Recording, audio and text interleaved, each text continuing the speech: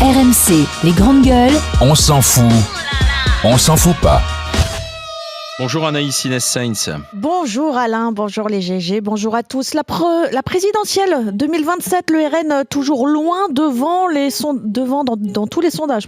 La dernière enquête IFOP pour Le Figaro place même Jordan Bardella à 36% des intentions de vote, plus d'un tiers donc des voix au premier tour. Est-ce qu'on s'en fout ou pas? Emmanuel? Pas du tout, on s'en fout pas. Laura? Non, on ne s'en fout pas. Abel? On s'en fout pas. Alors, quel que soit le cas de figure de Marine Le Pen, candidate ou Bardella, le Rassemblement national serait en pole position, donc loin devant les prétendants du bloc central, crédité de 18 à 23% en cas de candidature unique.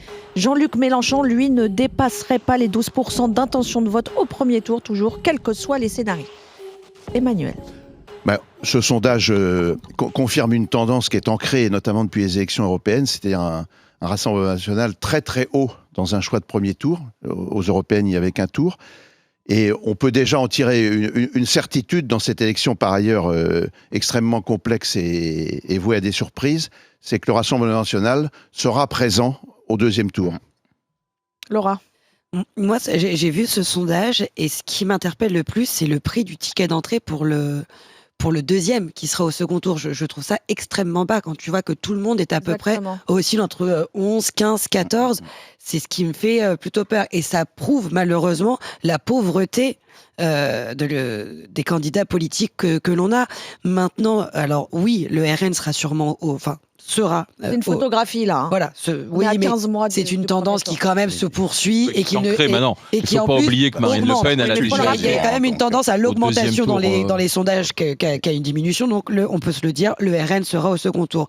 Maintenant, ce qu'il ne faut pas oublier, c'est qu'il y a quand même des candidats qui peuvent rassembler, comme Horizon avec Édouard Philippe, avec Monsieur Retailleau au LR, et qui peuvent peut-être à un moment donné, je ne dirais. Alors oui, le RN sera au second tour. Je ne suis pas sûre que ce soit si facile que ça pour le RN, en revanche, de gagner la présidence. Attention, parce que il y a le passage des élections municipales d'abord. Oui, Édouard Philippe, il a dit que si effectivement il ne gagnait pas la mairie, mais je pense que les électeurs d'Édouard Philippe auront plus de facilité à aller mettre un bulletin de vote pour Monsieur Retailleau que pour Monsieur Bardella. Retailleau qui est à 17% s'il devenait le candidat de la droite et du centre. Il n'est pas loin. Hein. Au niveau du RN, il y a des choses que l'on a déjà dit, la jeunesse de Bardella, l'utilisation des réseaux sociaux, donc travailler avec son temps, et il y a quelque chose que l'on ne dit pas beaucoup.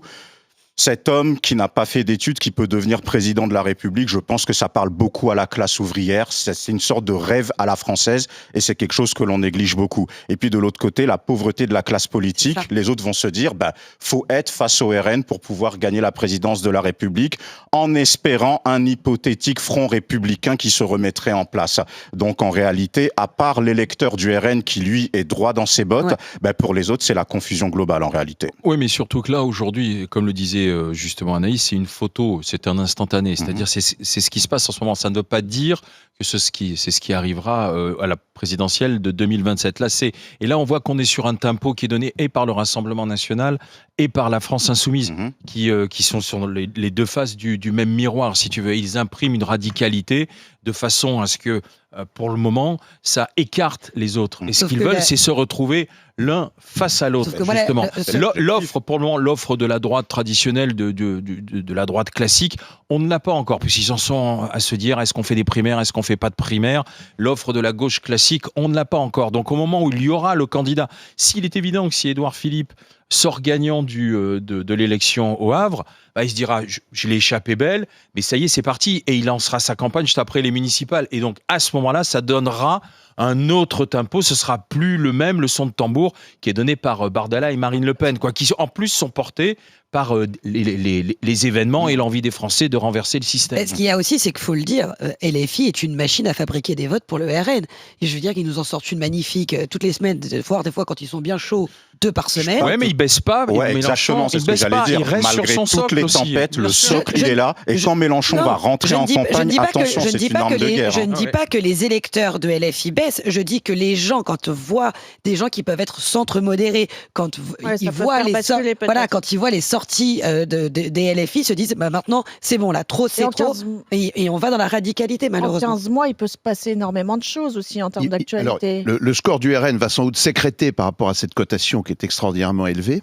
Mais même s'il y a des précédents, il faut se souvenir que François Mitterrand, en en 1974 avait fait 43,4% au premier tour et n'a pas été élu au deuxième tour. Mais ce score de 37-38 va s'écréter parce qu'il va y avoir la probable condamnation en juillet de Madame Le Pen. Et on dit aussi quand même, sans lui porter préjudice, que dans tous les débats très complexes, éreintants de la présidentielle, il y aura un écrétage des intentions de vote pour M. Bardella.